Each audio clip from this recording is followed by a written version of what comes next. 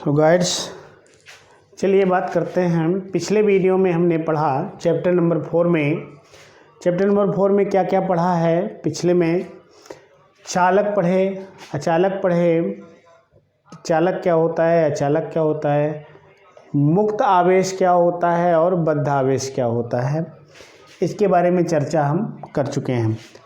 आज बात करते हैं हम वैद्युत धारिता की।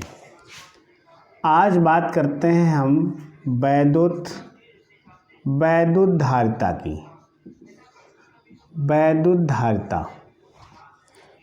धारिता का मतलब होता है इलेक्ट्रिक कैपेसिटेंस।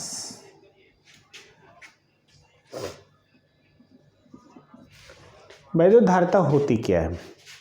वैद्युत धारिता का शाब्दिक अर्थ क्या होता है? शाब्दिक अर्थ होता है आवेश को ग्रहण करने की क्षमता। आवेश को ग्रहण करने की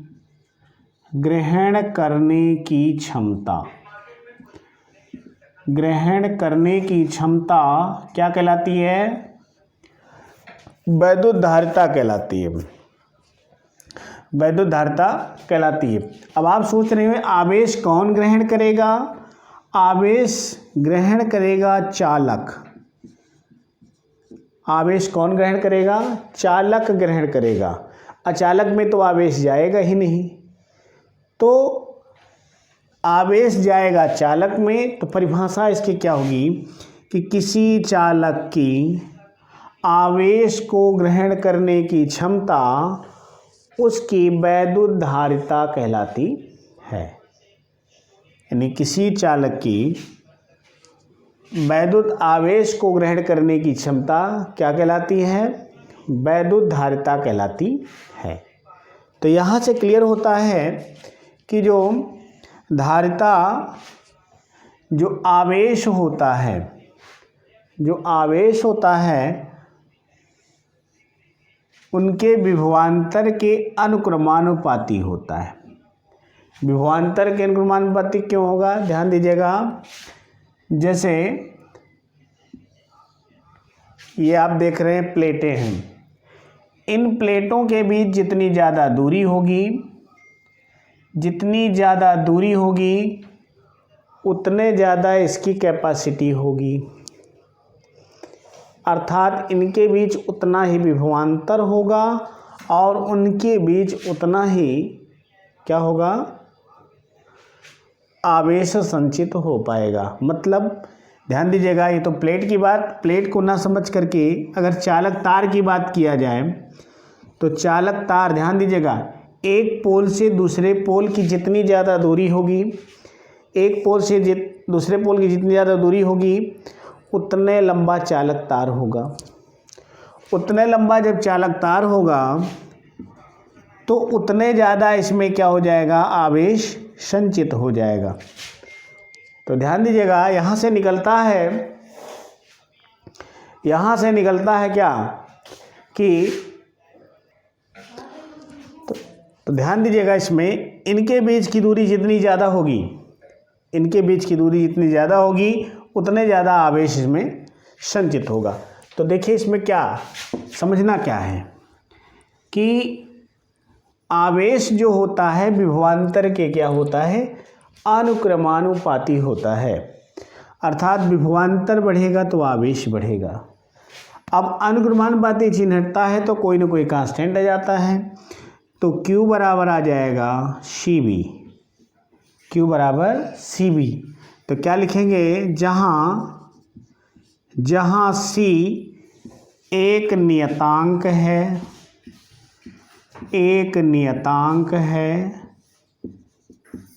जिसे चालक की धारिता कहते हैं।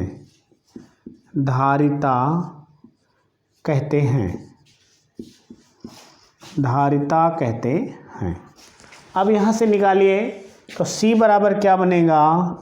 Q अपान V। इसको दूसरी तरह से भी परिभाषित कर सकते हैं कि किसी चालक को दिए गए आवेश और उनके सिरों के बीच उत्पन्न विभवांतर के अनुपात को उस चालक की धारिता कहते हैं। तो ऐसे भी याद कर लेंगे। इसका मात्रक क्या होगा, ध्यान दीजिएगा, इसका मात्रक होगा, आवेश का मात्रक क्या होगा, कूलाम, आवेश का मात्रक क्या होगा, कूलाम, और बटा लगा है, बटा का मतलब होता है प्रति, यानी अपान v का होता है वोल्ट। तो इसका मात्रक क्या हो गया, कूलाम प्रति वोल्ट हो गया, कूलाम प्रति वोल्ट। बीमा निकालनी हो तो बीमा निकालने के लिए क्या करेंगे, आप जानते हो आवेश का अभिमेय सूत्र होता है AT, यानी धारा गुणे समय बटे विभवांतर का मतलब होता है कार्य की विमा होती है ml घात -1 की पावर -2। तो निकाल के लाएंगे तो आपका निकल के आ जाएगा m की पावर -1, l की पावर -2, t की पावर 4 और a की पावर 2,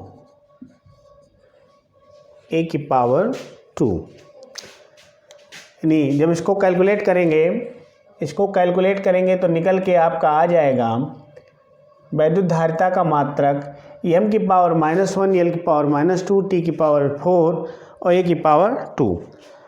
अब विमेय विश्लेषण यहाँ नहीं बताएंगे। विमेय विश्लेषण बताने के लिए क्या होगा, ये कक्षा 11 का सिलेबस है विमेय विश्लेषण, उसको आप जा करके पिछले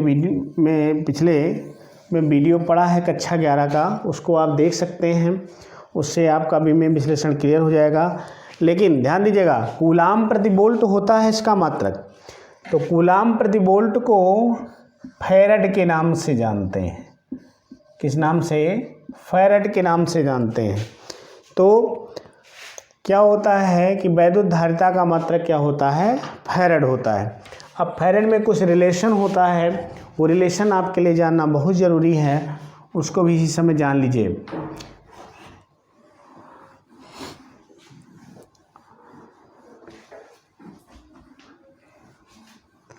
विभवांतर निकालने के लिए विभव बराबर होता है विभव, जहाँ विभव की बात आएगी फिजिक्स में, जहाँ विभव की बात आएगी समझ लेना वहाँ आपको उन सिरों के बीच कार्य पूछ रहा है। कार्य पीछे डिफिनीशन बताई जा चुकी है विभव या विभवांतर की। विभवांतर एक बिंदु से दूसरे बिंदु तक किसी आवेश को ले जाने में किए गए कार्य और उस आवेश के अनुपात को क्या कहते हैं, हम वैद्युत विभव या विभवांतर बोलते हैं। अब बात आई, इसका मात्रक फैराड होता है। तो फैराड होता है तो इसमें कुछ संबंध है, ध्यान दीजिएगा। ये प्रश्न में रहता है, जैसे आ गया कहीं 1 माइक्रोफैराड, ये माइक्रो का निशान है, 1 माइक्रोफैराड बराबर होता है 10⁻⁻6 फैराड, 10⁻⁻6 फैराड।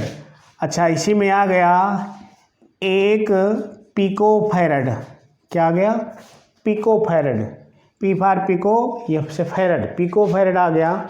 या इसी को दूसरा रूप बोलते हैं 1 माइक्रोफैराड, 1 माइक्रोफैराड। तो इसको क्या बोलते हैं, 1 × 10⁻⁻6 हो जाएगा, -12 फैराड।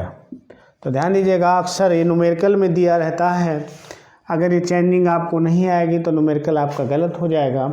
तो ये रिलेशन है, इसको आप जानिएगा, बहुत सारा प्रश्न आपके न्यूमेरिकल में दिया रहता है। तो ये आपका हो गया, हमने आपको क्या बताया कि वैद्युत धारिता क्या होती है, मात्रक और उसकी विमा, और इसमें कुछ रिलेशन होते हैं। 1 माइक्रोफैराड और 10⁻⁻6 फैराड, और 1 पिकोफैराड बराबर होता है 1 × 10⁻12 फैराड होता है। इसके बाद में चलते हैं आगे। अगला टॉपिक आपका आता है विलगित गोलीय चालक की धारिता। विलगित गोलीय चालक की धारिता, तो ध्यान दीजिएगा, अब धारिता C बराबर हो गया Q/V, इतना ध्यान रहे आपको, ये आप जानते हो। अब विलगित गोलीय चालक, जैसे एक आवेश दे दिया गया, आवेश मान लीजिए यहाँ पर है, कहाँ पे स्थित है वो, आवेश O पर स्थित है, +Q आवेश दिया गया। अब आप जानते हो कि आवेश अपने चारों ओर क्या करेगा, अपने चारों ओर वैद्युत बल लगाएगा। अब चारों ओर वैद्युत बल लगाता है तो क्या निकल के आता है, ध्यान दीजिएगा, ये चारों ओर समान दूरी पर बल लगाएगा, तो इसको हमने कंसीडर कर दिया ये कि चारों ओर ऐसे वैद्युत बल लगा रहा है। अब इसकी हमें धारिता निकालनी है। देखिए विलगित, ये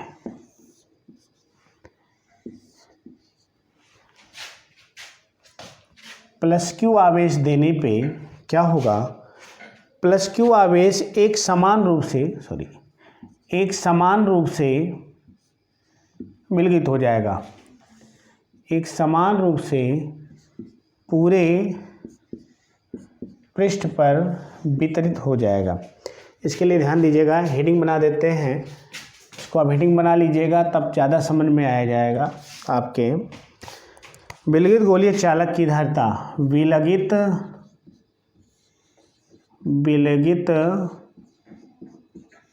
गोलीय चालक की धारिता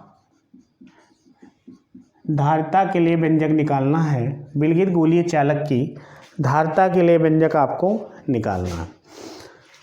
अब गोलीय चालक, इसके पहले वाले चैप्टर में हमने आपको बताया था, याद होगा, कि किसी भी गोले को दिया गया आवेश कहाँ स्थित होता है, उसके केंद्र पर स्थित ना हो करके कहाँ स्थित हो जाता है, उसके पृष्ठ पर एक समान रूप से वितरित हो जाता है। तो बिंदु आवेश के कारण वैद्युत क्षेत्र की तीव्रता के लिए, वैद्युत विभव के लिए फार्मूला क्या होता है, V बराबर 1/4πε0 इंटू Q/।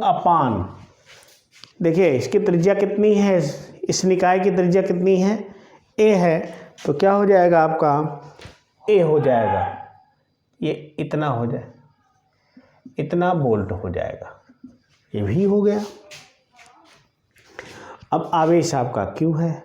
अब धारिता C बराबर क्या होता है, इसके पहले धारिता C बराबर होता है Q/V। अभी का मान उठा करके यहाँ रख दीजिए, तो C बराबर आ जाएगा Q/4πε0 इंटू 1/4πε0 इंटू Q/A।